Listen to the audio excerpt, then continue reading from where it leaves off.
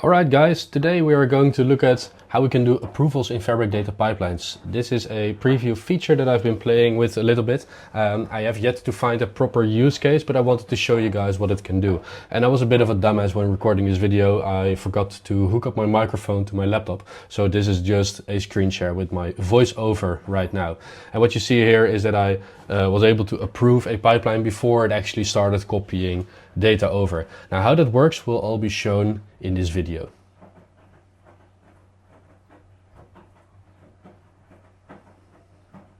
Okay, so we start off with a regular pipeline. It's called approvals. That doesn't matter. There is a copy data activity in here, and as you can see, it succeeded. In 17 seconds, it copied data. This is all very nice.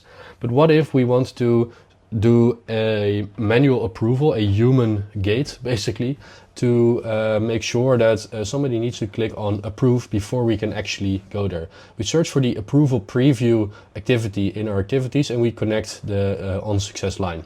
We can rename, for example, to approval by email. And here we can configure the type of approvals. We can choose between Outlook, Custom or Microsoft Teams. And today we'll be showing Outlook and Teams. Let's start with Outlook. I have no Outlook connections right now. Here I clicked Dynamic Connections. That was a mistake. We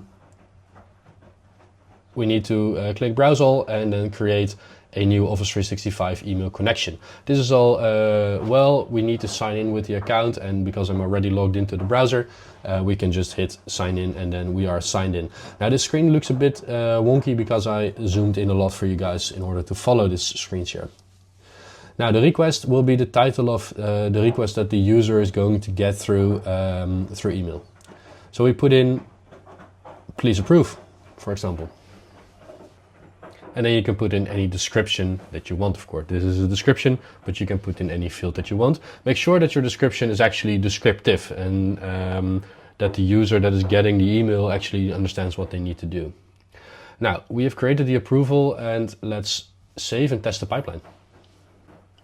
And here you see me clicking the refresh button a lot of times. That is scientifically proven to increase the speed that your pipeline runs, of course.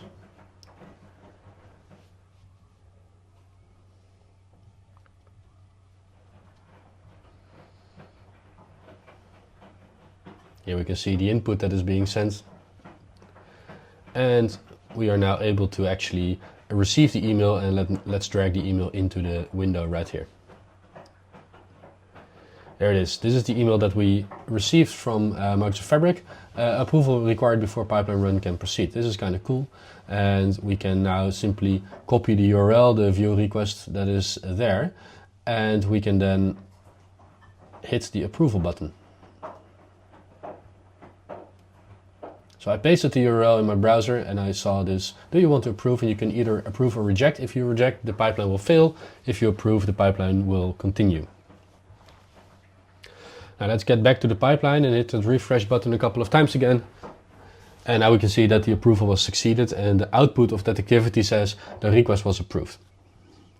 And now the rest of the pipeline can actually continue.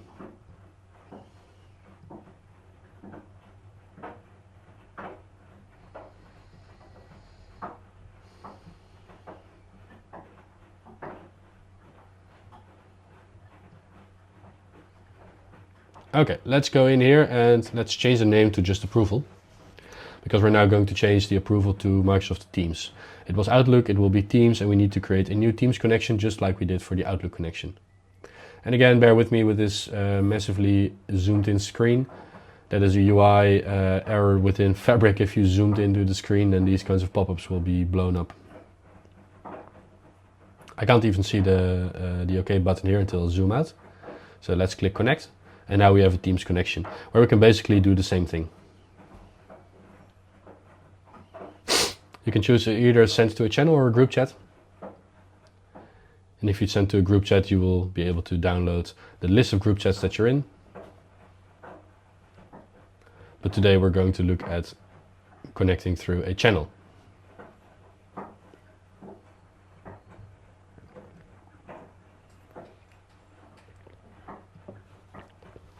Now we hit run again. And now we should find in this very channel on top.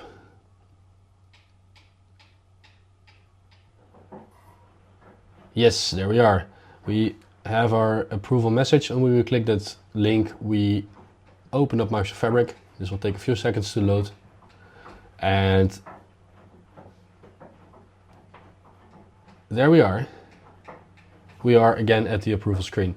Now what we've shown today is how you can do manual approvals in between gates. I would rather not do this too much, and you would have to have a very good use case in order to actually start doing this. But anyway, it is nice that we at least have the option to do manual approvals within Fabric data pipelines. Now, if you like this video, give me a thumbs up. I promise next time I will do a proper audio setup, and I won't forget to hook up my microphone. Do not forget to subscribe to the channel if you want to be notified of new videos, and new videos will be published every single week, usually on Thursdays.